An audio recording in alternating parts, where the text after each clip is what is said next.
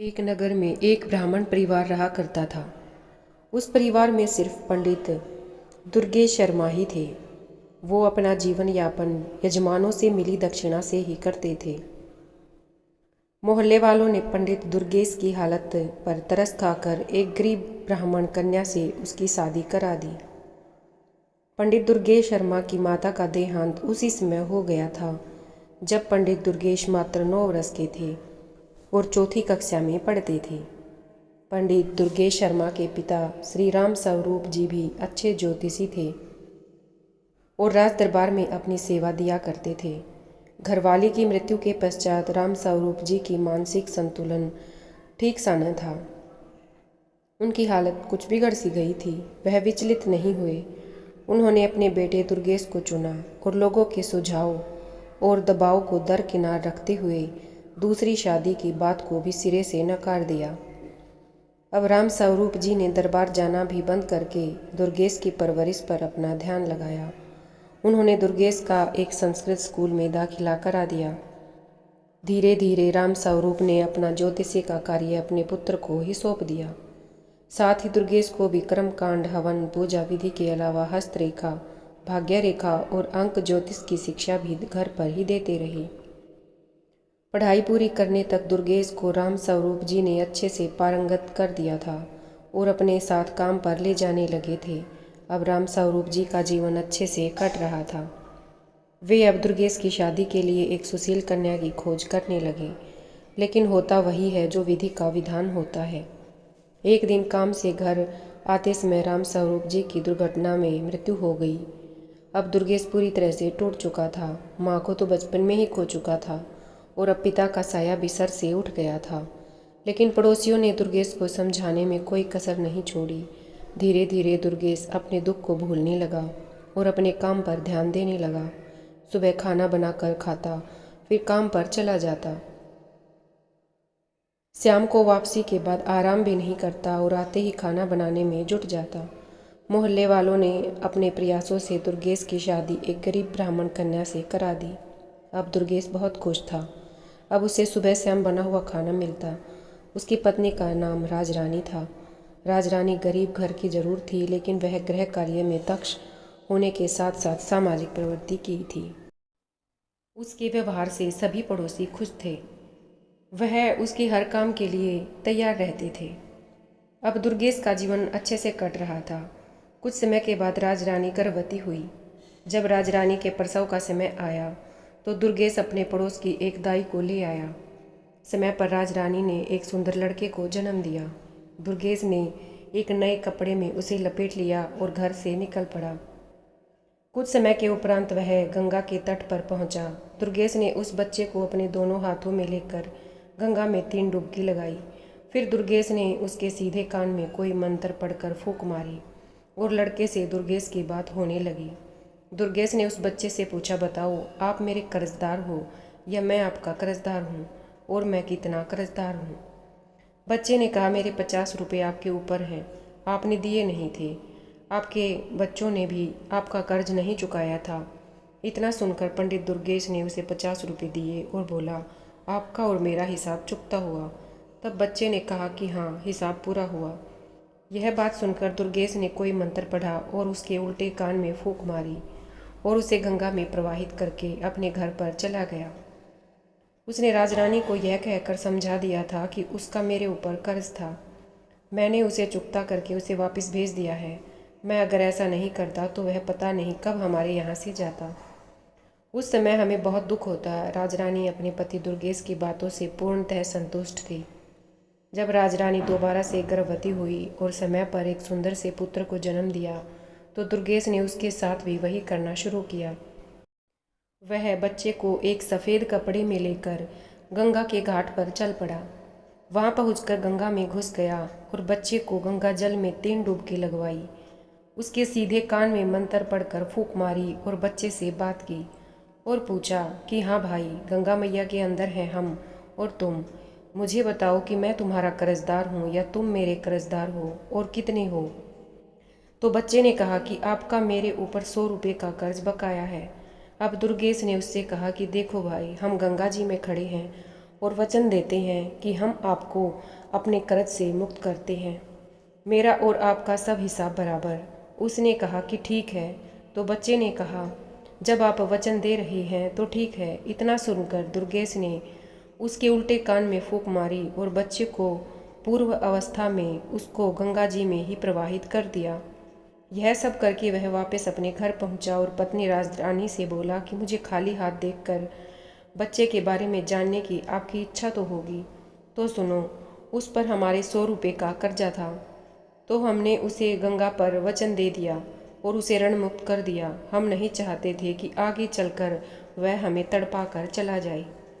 राजरानी ने पूछा कि ऐसा कैसे? दुर्गेश कहने लगा कि जब से तुम मेरे घर में आई हो तुमने देखा ही है कि पंडिताई करके जो भी कुछ मिलता है उससे बचत नाम मात्र ही होती है, पर होती तो है।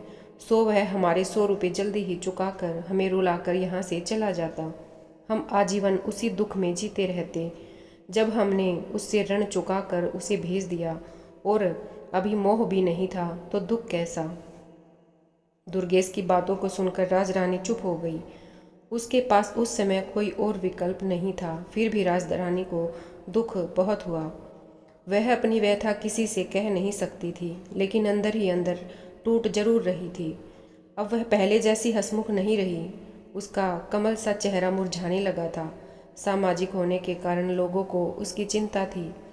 एक दिन एक बुढ़िया ने, जो उसकी पड़ोसन थी, उसके इस दुख का कारण जानना चाहा। राजरानी उस बुढ़िया को बहुत मानती थी, इसलिए वह उसके आग्रह को ठुकरा न सकी और अपनी आप बीती उसे बता दी। बुढ़िया कहने लगी, देखो, उस मोहल्ले की सभी औरतें राजरानी को राजो कहकर बुलाती थी। देखो राजो, यही नाम उसे दुर्गेश ने भी दे रखा था। वो कहने लगी कि देखो राजो, हमारा राजा बहुत दयालु है और वह सभी की सुनता है। कल तुम मेरे साथ चलना और राजा को सब बताना। राजरानी ने उससे कहा कि ठीक है माँ जी। अगले दिन जैसे ही दुर्गेश अपने काम पर गया तो पड़ोसन बुढ़िया आ गई और उसे बोली कि चलो राजो। राजरानी तो तैयार बैठी ही थी। वह राजा के पास दरबार पहुंच गई और वहां पहुंचने के बाद राजा ने उसकी सारी बातें ध्यान से सुनी। बातें सुनकर राजा ने उस बुढ़िया से कहा, अब यह जिम्मेदारी तुम्हारी ही है कि तुम आगे जब इसके बच्चा होने को हो तब मुझे सूचना देना। और राजरानी से कहा कि तुम भी भूल मत जाना, इस बुढ़िया को याद से मेरे पास भिजवा देना। इसी आशा में दोनों अपने घर आ गई। राजरानी और पड़ोसन बुढ़िया राजा से आश्वासन मिलने के बाद निश्चित हो गए थे। बुढ़िया तो पूरी तरह से आश्वासन में थी, लेकिन राजरानी अपने दोनों संतानों के बारे में सोचकर ही सिहर जाती थी, जिसका मुंह उसने अच्छी तरह से देखा भी न था। पर पंडित दुर्गेश को तो कोई दुख ही न था। वह जो कर रहा था अपने भविष्य को ही सोचकर कर रहा था। दुर्गेश ने अपने असीमित प्यार और स्नेह से राजरानी को महान दुख से उभार लिया था। अब दोनों में परस्पर प्रेम की धारा बहने लगी। इसी का प्रताप यह हुआ कि राजरानी ने तीसरी बार गर्भ धारण किया। राजरानी ने अपनी पड़ोसन बुढ़िया के माध्यम से राजा को भी संदेशा भिजवा दिया। राजा ने उसको समझा दिया कि चिंता मत करना, जब प्रसव होने वाला हो मुझे सूचित कर देना, मैं सब कुछ अपने आप देख लूँगा। राजरानी खुश होने के साथ साथ पिछली यादों से परेशानियों के चलते पूर्णतः खुश नहीं रहती थी। वह हर समय अपनी तीसरी संतान की चिंता में डूबी रहती थी। समय समय पर उसकी पड़ोसन आकर उसे समझा जाती। इस तरह धीरे धीरे गर्भावस्था पूर्ण हुई और प्रसव समय भी आ गया। राजरानी ने दुर्गेश से कहा कि आप पड़ोस वाली बुढ़िया माँ को मेरे पास छोड़कर दाई को बुला लाओ। दुर्गेश बुढ़िया को उसके पास छोड़कर दाई को बुलाने चला गया। राजरानी ने बुढ़िया से कहा कि माँ जी, आप राजा को खबर कर दो, इसीलिए मैंने आपको पहले ही बुला लिया है। जब तक दाई आए तब तक राजा भी वेश बदलकर दुर्गेश के घर के पास पहुंच गया और इधर उधर टहलने लगा। कुछ समय के पश्चात शिशु के रोने की आवाज़ आने लगी। तभी दुर्गेश अंदर गया और एक साफ नए कपड़े में उसे लेकर घर से निकल गया। जब राजा ने दुर्गेश को बाहर निकलते देखा तो राजा भी उसके पीछे पीछे चलने लगा। कुछ समय के पश्चात दुर्गेश गंगा के तट पर पहुंच गया। बच्चे को लेकर वह गंगा में घुस गया और कमर तक जल में जाकर रुक गया। अब दुर्गेश ने बच्चे को 3 डुबकी लगवाई और उसके सीधे कान में कोई मंत्र की फूंक मारी। अब बच्चा बात करने में सक्षम था। तब दुर्गेश ने उससे पूछा कि बताओ, मेरा कर्ज आपके ऊपर है या आपका कर्ज मेरे ऊपर है? और कितना है? तो बच्चा कहने लगा, आपका मेरे ऊपर 50,000 रुपये कर्ज है, जिसे मेरे बच्चों ने भी चुकता नहीं किया था। दुर्गेश ने अपनी तसल्ली के लिए पुनः बच्चे से पूछा, देख लो, हम गंगा में खड़े हैं, सच सच बताना, नहीं तो गंगा पाप लगेगा। यह सुनकर बच्चे ने कहा कि मैं सच कह रहा हूँ, मेरे ऊपर आपके 50,000 रुपये कर्ज हैं। दुर्गेश ने बच्चे के उल्टे कान में फूंक मारी। बच्चा अपने असली रूप में आकर रोने लगा। राजा दूर से यह सारा दृश्य देख रहा था। अब दुर्गेश ने बच्चे को गंगा में डुबकी लगाना शुरू कर दिया। राजा कुछ करता इससे पहले ही दुर्गेश 3 डुबकी पूरी करके बच्चे को कपड़े में लेकर जल से बाहर निकलकर किनारे पर आ गया। अब दुर्गेश बच्चे को लेकर अपने घर की तरफ चल दिया। राजा के मन में अब यह जानने की उत्सुकता बढ़ी जा रही थी कि आखिर इसने पहले दोनों बच्चे गंगा में प्रवाहित क्यों किए। अतः राजा ने अपने असली रूप में आकर दुर्गेश को रोक लिया। दुर्गेश ने राजा को देखकर उसको सलामी दी। तो राजा ने दुर्गेश से पूछा, यह बताओ, तुम अपने पहले दोनों बच्चों को गंगा में प्रवाहित करके क्यों आए? दुर्गेश कहने लगा कि महाराज, आप इस बात को अच्छी तरह से जानते हैं कि एक पंडित को पंडिताइन में क्या मिलता है। किसी ने सवा आना दे दिया तो किसी ने थोड़ा बहुत अनाज दे दिया, कुल मिलाकर पेट पूजा हो जाती है। पैसे बचाना तो दूर की बात है। इसलिए मैंने अपनी विद्या से उन दोनों बच्चों से पूछ लिया कि उन पर मेरा कर्ज है या उनका मुझ पर कर्ज है। तो पहले बच्चे का कुछ मेरे ऊपर कर्ज था, दूसरे के ऊपर मेरा कुछ था, पर वह इतना था कि वे दोनों ही हमें छोड़कर चले जाते, हमारी तो कमर ही टूट जाती। इसीलिए उन दोनों के से हिसाब चुकता करके वहीं गंगा में प्रवाहित कराया। राजा ने कहा कि फिर इसे क्यों बचाया? दुर्गेश कहने लगा कि इस पर मेरा 50,000 रुपये है, उम्मीद है कि यह हमारा अंतिम संस्कार अपने हाथों से ही कर देगा। राजा दुर्गेश की बातें सुनकर आश्चर्यचकित हुआ, साथ ही यह जानकर तसल्ली भी हुई कि जैसे भी सही राजरानी को अपना बच्चा तो मिल गया। दुर्गेश बच्चे को लेकर घर पहुंचा। यह देखकर राजरानी मन ही मन राजा साहब को धन्यवाद करने लगी। दुर्गेश ने राजरानी से कहा कि लो, यह हमारा पूरा जीवन काट देगा और हमारा अंतिम संस्कार भी कर देगा। अब दुर्गेश के घर में खुशियां मनाई जाने लगी। दुर्गेश ने अपनी सामर्थ्य के अनुसार एक प्रतिभोज की भी व्यवस्था कर दी। दुर्गेश ने उसका नामकरण स्वयं किया।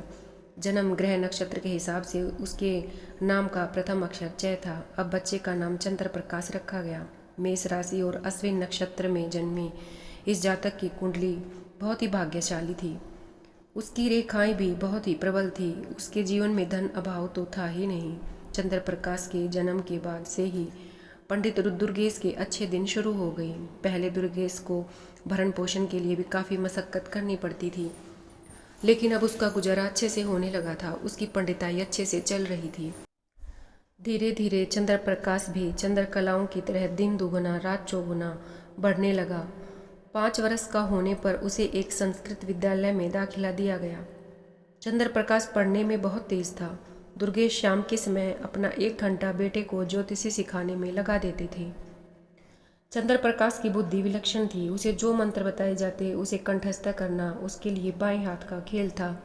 संस्कृत में प्रथमा करने तक उसने अपने पिता दुर्गेश से ज्योतिषी में भी पूरी दक्षता प्राप्त कर ली थी।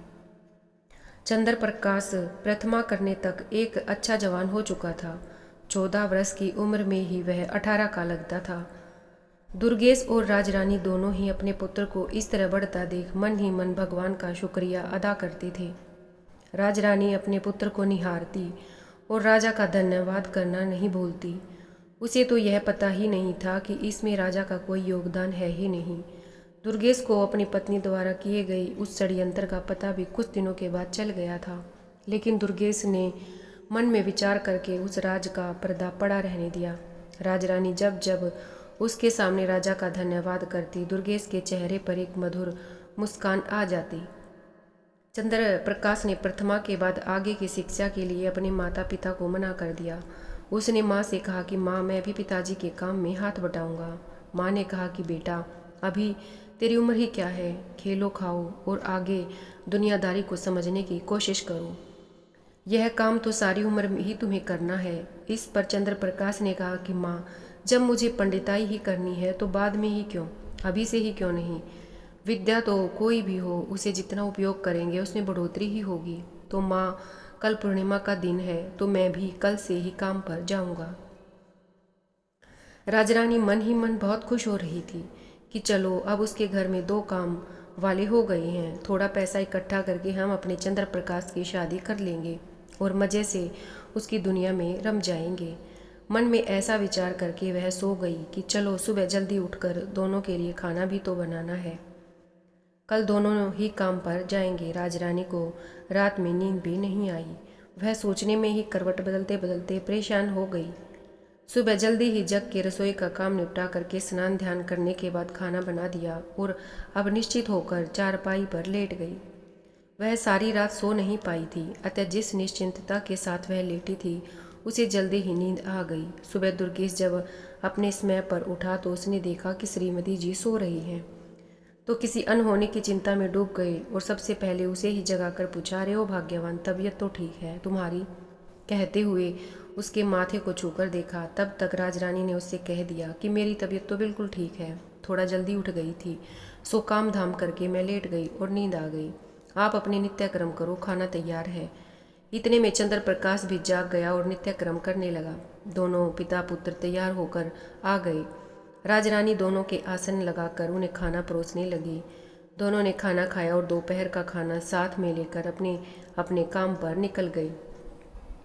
चंद्र प्रकाश का पहला दिन था तो उसे कोई भी यजमान ऐसा नहीं मिला जो उसकी सेवा में उसे ले सके। धीरे धीरे शाम होने को आई। चंद्र प्रकाश उदास मन से घर के लिए रवाना हुआ। थके कदमों से वह घर की तरफ जा रहा था कि अचानक उसके मुंह पर गरम गरम पानी की कुछ बूंदें गिरी। उसने अपनी नज़र ऊपर उठाई तो देखा एक बहुत ही खूबसूरत स्त्री अपनी आंखों से आंसू बहा रही थी। उसी के आंसुओं की बूंदें ही चंद्र प्रकाश के ऊपर गिरी थी। चंद्र प्रकाश रुक गया और उससे पूछने लगा कि बहन, आपको क्या दुख है?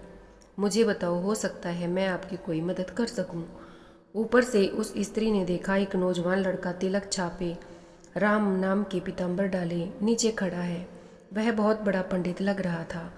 उसे देखकर ऐसा लग रहा था कि मानो अभी अभी काशी से ही आ रहा हो। उस स्त्री ने कहा कि तेरे जैसे कितने आए और ठग कर चले गए हैं। मेरा तो विश्वास ही उठ गया है तुम्हारे जैसे ढोंगी पंडितों से। इतना सुन चंद्र प्रकाश बहुत ही विचलित हुआ और मन में विचार किया कि मुझे इस महिला से कुछ ना मिले, फिर भी मैं इसकी परेशानी का कारण जानकर उसका समाधान अवश्य ही करूँगा। उधर से महिला ने कहा कि मैं तुम्हें कोई पैसा या दक्षिणा देने वाली नहीं हूँ। चंद्र प्रकाश ने कहा कि माता जी, नीचे तो आ जाओ, अपना हाथ दिखाओ और बताओ समस्या क्या है। वह स्त्री नीचे आई और कहने लगी कि सुनो, मैं पहले ही तुम्हें बता देती हूँ कि मैं तुम्हें कोई दान दक्षिणा देने वाली नहीं हूँ। बाद में तुम दक्षिणा के नाम पर मुझे ठगना चाहो। चंद्र प्रकाश ने कहा कि बहन, मैं कोई ढोंगी नहीं हूँ। इसी शहर का निवासी पंडित दुर्गेश शर्मा जी का पुत्र चंद्र प्रकाश ज्योतिषी हूँ। हनुमान मोहल्ले में रहता हूँ। इससे ज़्यादा अपना कोई सबूत नहीं दे सकता। हाँ, दूसरी बात, मैं आपका रोना देखकर दुखी हुआ हूँ, इसीलिए पूछ लिया। अब आपकी मर्जी है, जानना चाहती हो या नहीं। वह स्त्री कहने लगी कि ठीक है, तुम जो भी हो इतना समझ लो, मैं तुम्हें पैसा नहीं देने वाली हूँ। चंद्र प्रकाश कहने लगा कि ठीक है, मैं पैसे मांग भी नहीं रहा हूँ। तो वो स्त्री बोली कि अगर तुम्हारी बातें सही निकली तो मैं तुम्हारे घर पर ही दक्षिणा भिजवा दूंगी। चंद्र प्रकाश कहने लगा कि बताओ समस्या क्या है। उस स्त्री ने कहा कि मेरे पति प्रदेश गए हैं, 4 वर्ष हो गए हैं, अभी तक वापस नहीं आए और ना ही कोई सुखद पत्र उन्होंने भेजा है। मैं केवल यह जानना चाहती हूँ कि वह ठीक तो हैं और कब तक वापस आएंगे। चंद्र प्रकाश कहने लगा कि आपने 2 प्रश्न पूछे हैं, इन दोनों में से आप किसके बारे में पहले जानना चाहती हो? स्त्री बोली, दोनों प्रश्नों के बारे में जानना चाहती हूँ। चंद्र प्रकाश कहने लगे कि नहीं। उस स्त्री ने कहा कि क्यों? तो उन्होंने बताया कि क्योंकि मैं मुफ्त में केवल एक ही बात बताऊंगा। अब तुम फैसला करो, कौन सी बात पूछना चाहती हो। स्त्री चुप हो गई और दिमाग का इस्तेमाल करने लगी। सोचने लगी कि कौन सा प्रश्न मैं पहले पूछूं। आने पर दिख जाएंगे और दूसरा स्वस्थ होंगे तभी तो आएंगे। ऐसा विचार करके स्त्री ने कहा कि आप केवल यह बता दीजिए कि मेरे पति कब तक आएंगे। चंद्र प्रकाश ने कहा कि तो आप जानना चाहती हैं कि आपके पति कब तक आएंगे। चंद्र प्रकाश ने अपना पत्रा खोला और उसमें देखने लगा, अपनी उंगलियों पर गणना करने लगा। करीब आधा घंटे की गणना के बाद उसने कहा कि सुनो, आपके पति आज रात्रि में ही आ जाएंगे।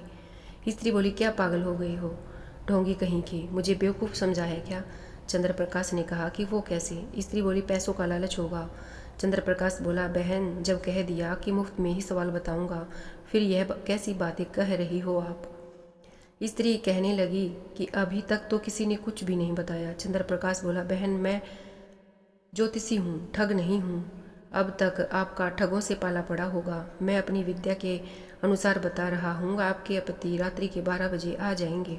वह स्त्री बोली, आप सही कह रहे हैं, मेरे साथ ठगी हो चुकी है, इसलिए अब मैं किसी और पर विश्वास नहीं कर पाती हूँ और किसी को पहले पैसे भी नहीं देती हूँ। चंद्रप्रकाश कहने लगा कि बहन, मैंने भी तो पहले ही कहा था कि ना मुफ्त का मतलब मुफ्त। अगर आपको सही लगे तो मेरी दक्षिणा को उचित समझे और भिजवा दें। उसने कहा कि अच्छा ज्योतिषी जी, तो आप कह रहे थे कि हमारे पति आज रात में आ जाएंगे। चंद्रप्रकाश कहने लगा कि हाँ, आज रात्रि के ठीक 12 बजे आपके पति आएंगे। सुनो, वह पैदल नहीं आएंगे। स्त्री बोली, तो कैसे आएंगे? चंद्रप्रकाश कहने लगा, वह हाथी पर आएंगे और बहुत सारा धन लेकर आएंगे। वह कहने लगी, तो मैं भी तुम्हें बता दूं कि जितना लाएंगे उसका आधा आपको दक्षिणा भिजवा दूंगी। चंद्रप्रकाश ने कहा कि अच्छा, तो मैं अब चलता हूँ। स्त्री कहने लगी कि ठीक है, जाओ। चंद्रप्रकाश वहाँ से अपने घर के लिए निकल पड़ा। रास्ते में सोचता जा रहा था, पहले दिन बोनी तो नहीं हुई, उधार हुआ। यही मन में सोचते हुए वह घर पहुंचा। दरवाजे पर दस्तक सुनकर उसकी माँ राजरानी आई और मन ही मन सोचने लगी कि पंडित जी तो कब के आ गई, मेरा लाडला इतनी देर में आया है, कमाई भी अच्छी करके आया होगा। यह सोचते हुए उसने दरवाज़ा खोला। चंद्रप्रकाश अंदर आया। राजरानी ने गुनगुना पानी लाकर उसे दिया और कहने लगी कि बेटा हाथ मुँह धो लो, थके हारे आए होगे, खाना खा लो। वो कहने लगी, तुम्हारे पिताजी भी तुम्हारा इंतजार कर रहे हैं और भूखे बैठे हैं। चंद्रप्रकाश ने कहा कि अच्छा माँ, मैं अभी हाथ मुँह धोकर आता हूँ। कुछ देर में चंद्रप्रकाश हाथ मुँह धोकर आया। राजरानी ने दोनों के लिए आसन लगा दिया और खाना परोसा। तभी राजरानी ने पूछा कि बेटा कैसा रहा तुम्हारा आज का दिन? चंद्रप्रकाश कहने लगा कि माँ, बस बोनी तो हो गई, वह भी उधार। माँ बोली, तभी तो कहती हूँ अभी खेल कूद ले, अभी तो तेरे पिताजी कमा ही रहे हैं, पर तूने जिद कर ली, सारा दिन ऐसे ही भटकता रहा। चल, उधार किया तो उसका क्या पता आया आई भी या न भी आई। इन्हीं बातों के चलते खाना हो गया और राजरानी ने अपनी थाली ली और भोजन करके वहीं पर बैठ गई। उधर वो स्त्री पति के आने की बात सुनकर खुश हो रही थी। उसने अपने पति के लिए कई तरह के व्यंजन तैयार कर लिए। अपने बिस्तर पर लेटकर पति का इंतजार करने लगी। तभी घड़ी की घंटी बजने लगी। उस स्त्री ने गिनना शुरू किया। अभी 8 बजे थे। वो कहने लगी, अरे अभी तो 8 ही बजे हैं, अभी तो 4 घंटे बाकी हैं। लेटे लेटे उसके मन में बहुत सी बातें घूम रही थी। वो सोच रही थी कि कहीं वो ज्योतिषी ढोंगी तो नहीं था। फिर खुद ही जवाब दे देती, नहीं नहीं, वो ढोंगी नहीं था, उसने कोई पैसा भी नहीं लिया, फिर झूठ क्यों बोलेगा। कभी मन में विचार करती कि कहीं ऐसा तो नहीं कि कोई बदमाश हो और रात के अंधेरे में ठीक 12 बजे आकर मुझे लूटने आ जाए। इन्हीं विचारों में घड़ी के आधे घंटे की 1 घंटी बज गई और वह बोली, अभी तो 8:30 ही बजे हैं। यह सर्दी की रात भी न जाने इतनी लंबी क्यों हो जाती है। उठकर खड़ी हुई और पानी पीकर अपने गला तर कर लिया। सर्दी में भी उसका गला फालतू की बातें सोचने के कारण सूख रहा था। वह पानी पीकर बालकनी में चहलकदमी करने लगी। इतने में कि घड़ी की घंटी फिर से बजी। वह गिनती गिनने लगी और फिर वह पलंग पर जाकर लेट गई और कहने लगी कि यह इंतजार की घड़ियाँ कितनी लंबी हो जाती हैं। इस बार वह सोच रही थी कि यदि वास्तव में वह ज्योतिषी है तो उसकी बात सही है, तो मैं पहले अपने पति को उसके घर भेजकर कमाए हुए धन का आधा हिस्सा उसे दक्षिणा में दे दूंगी। यही सोचकर उसे नींद लगने लगी और वह सो गई। जब उसकी नींद खुली तो परेशान हो गई और बाहर बालकनी में आई, लेकिन ठंडा मौसम देखकर अंदर चली गई। पढ़ी लिखी तो थी नहीं, घड़ी देखना तो जानती नहीं थी, इसलिए उसके पति न जाने कितने बजे आएंगे। अभी वह पलंग पर बैठी ही थी कि घड़ी की घंटी बजी। वह गिनने लगी, जिसमें कि 11 बजे थे। 11 बजे और तभी किसी ने दरवाजे की घंटी बजाई। वह सोचने लगी कि पता नहीं कौन है। वह पूछ लेती है। उसने कहा कि कौन हो, जवाब दो। तो बाहर से जवाब आया, मूर्ति, तुम्हारा पति शिव मूर्ति हूँ। उसने पूछा, बताओ कितने बजे हैं? शिव मूर्ति ने कहा कि 12 बजे हैं भाग्यवान, तूने 11 तो गिन लिया, मैंने 12 बजने वाली घंटी पर दरवाजे की घंटी बजा दी। स्त्री ने कहा कि वो तो ठीक है, आप यह बताइए कि आपकी सवारी क्या है। तो शिव मूर्ति कहने लगा, रे भाग्यवान, सर्दी है, दरवाज़ा खोलो, मैं हाथी पर सवार हूँ। स्त्री कहने लगी, तो अभी दरवाज़ा नहीं खुलेगा, मेरी बात सुनो। शिव मूर्ति ने कहा, बताओ, अब तुम्हारी ही तो सुननी है। सर्दी बहुत है, दरवाज़ा खोल दो। स्त्री बोली, ऐसा करो, हनुमान मोहल्ले में पंडित दुर्गेश है ना? शिव मूर्ति कहने लगा कि हाँ, हमारे पुराने कर्मकांडी पंडित हैं वो तो। उसने कहा कि वो तो उनके घर जाओ और आप जो भी कमा के लाए हो उसका ठीक आधा उनको देकर आओ और उन्हें कहना कि ये आपके बेटे चंद्र प्रकाश की दक्षिणा है, तो मेरी बीवी ने जो उधार कर दी थी।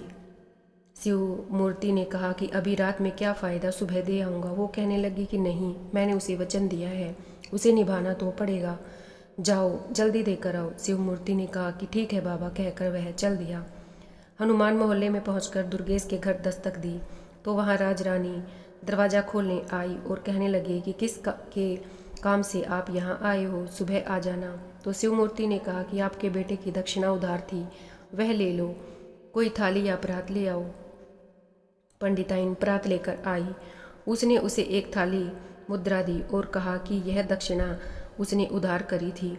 राजरानी ने अपनी जिंदगी में इतनी मुद्रा कभी नहीं देखी थी। उसकी आंखें चौंध गई। परात को अंदर रखकर और डलिया में ढककर वह मन ही मन सोचने लगी, पंडित जी तो बस ऐसे ही हैं, मेरे बेटे ने एक ही दिन में घर भर दिया है। दौलत को देख पंडिताइन अपने बेटे पर घमंड करके सो गई, यह सोचकर कि सुबह मैं आराम से उठूंगी। सुबह पंडित दुर्गेश अपने नित्य नियम पर उठकर देखने लगे, पंडिताइन अभी तक सो रही है। उन्होंने कहा कि आज उठना नहीं है क्या, काम वाम नहीं करना है क्या? बस फिर क्या था। पंडिताइन के तेवर चढ़ गई और बोली, बहुत ज़्यादा कमा के लाते हो क्या? मेरा बेटा कल पहली बार गया था और एक ही दिन में इतना कमाया कि हम जीवन भर बैठकर खा सकते हैं। पंडिताइन की बातों को सुनकर पंडित दुर्गेश ने कहा कि भाई कितना कमा के लाया है? तो पंडिताइन ने डलिया के नीचे परात में रखी मुद्रा दिखाई। पंडित दुर्गेश बैठे के बैठे रह गई। उन्होंने पंडिताइन से कहा, मैं गलत था पर मेरी विद्या सही थी, जा चंद्र प्रकाश को देख कर आ, वो जीवित है या नहीं।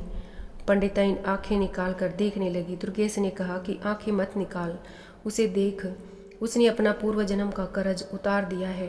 पंडिताइन उसके कमरे में जाकर अपने लड़के को देखने लगी और जोर जोर से रोने लगी। वह अपने पूर्व जन्म का कर्जा उतार कर जा चुका था। धन्यवाद।